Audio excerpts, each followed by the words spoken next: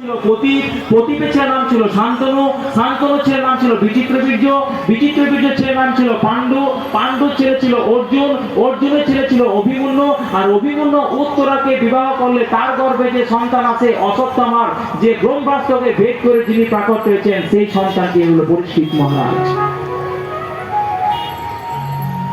এই পরীক্ষিত মহারাজকে সুখদেব গোস্বামী ভাগবতের দ্বাদশ স্কন্ধে গিয়ে চতুর্থ অধ্যায়ে 2 নম্বর শ্লোকে ব্রহ্মার প্রলয় সম্বন্ধে বলতে শুরু করেছে যে হে রাজন, এখন শোনো, আমি তোমাকে ব্রহ্মার সম্বন্ধে বলছি।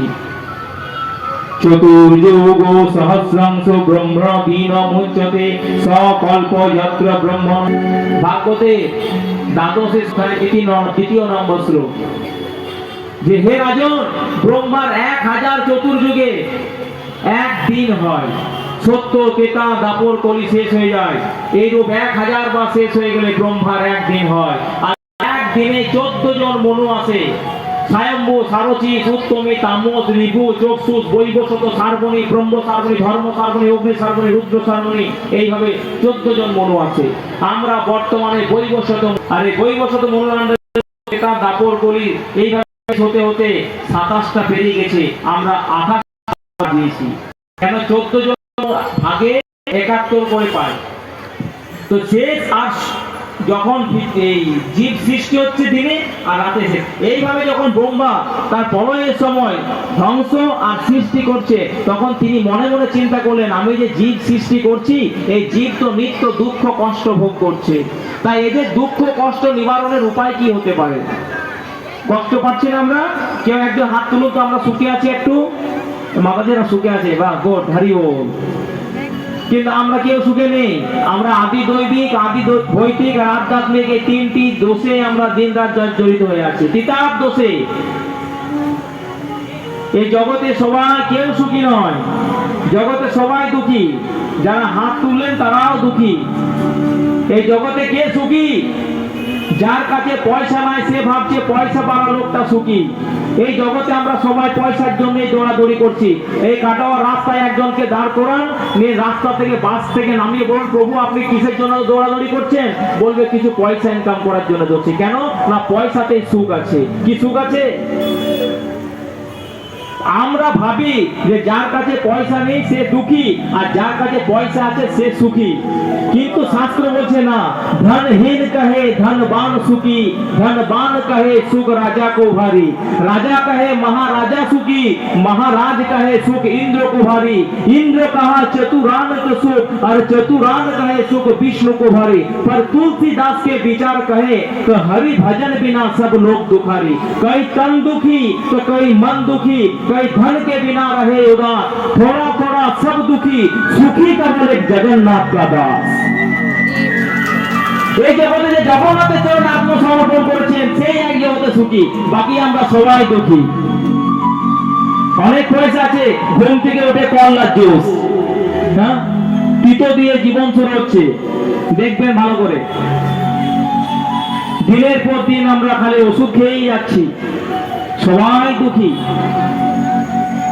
কিন্তু যে জগন্নাথের চরণে আত্মসমর্পণ করেছে সে এই জগতে সুখী। কেন না? যে জগন্নাথের চরণে থাকবে মায়া তাকে গ্রাস করতে পারে না।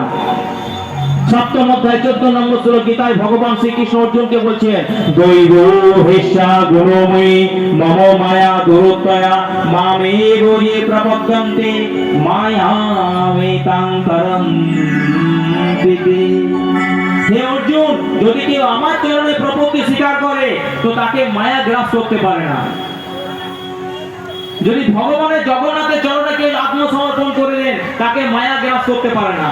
কেন না? আমরা জগন্নাথের কাছ থেকে দূরে সরে গেছি বলে আমাদের দুঃখ কষ্ট। কৃষ্ণ বহির্মুখ জীব ভোগ বাঞ্ছা করে, নিকটস্থ মায়া তারে ঝাঁপিয়া ধরে।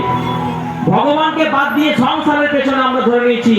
গর্ধবের মতো আমরা করি পরিশ্রম, কার লাগি করি এত না গুছিল ভম, মেথর মিষ্টার ভার বোঝা বোঝা বয়ে, বইতে বইতে তার ঘৃণা নাহি রহে, মেথর বিষ্টার ভার বয়ে খাচি খাচি, তবু মেথর মনে ভাবে আমি মহাসুখে আছি। এই জগতে যদি জগন্নাথের কাছ থেকে দূরে চলে যাবেন, জানবেন মায়া আপনাকে ধরে নিয়েছে। ভগবান বলেছে আমার এই মায়া চারিদিকে ছড়িয়ে আছে অর্জুন। আমি একটা ছোট উদাহরণ দিই, তাহলে আপনারা বুঝতে পারবেন।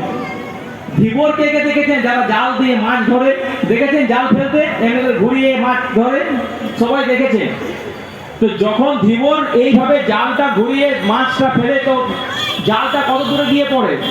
এত দূরে গিয়ে পড়ে, পড়ে না? আর কি হয়? ওই জালের মধ্যে ধরা পড়ে যায়।